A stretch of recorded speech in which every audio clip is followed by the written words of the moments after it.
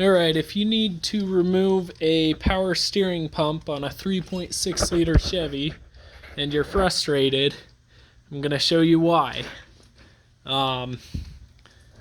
So it's held on with 3 bolts. I'll show you. There's a bolt that goes in here and one back there. This is the oil filter and oil fill cap, so if it's in the car you kind of know where I'm looking. You got your reservoir here. It comes down, and then the last bolt is caged back here behind the pulley. You can get a wrench on it and start to move it out, but if you look at this, this is where that bolt goes in, and then there's a piece on the engine that sticks out, and the bolt goes into that, and if you try sliding it as you thread that bolt out, because it's the last bolt holding it, this runs into whatever the bolt's threaded into. So that's really frustrating.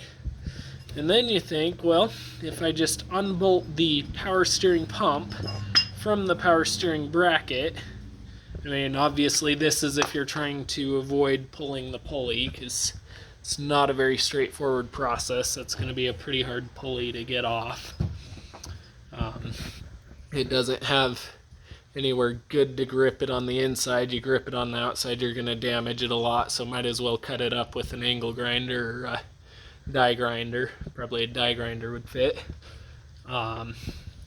Anyways, so if you're trying to avoid removing the pulley, because obviously that's the answer, you've got these 3 bolts, and you can go ahead and pull those out.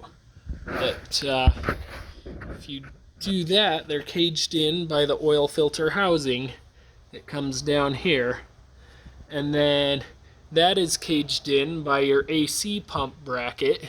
You can see how it comes under that, and then another bolt is actually caged in by the power steering pump bracket. So, you know, back to square one. The pulley has to come off to get that bolt out, or you can slowly chop the bolt and twist it and chop it and twist it and just not put it back in.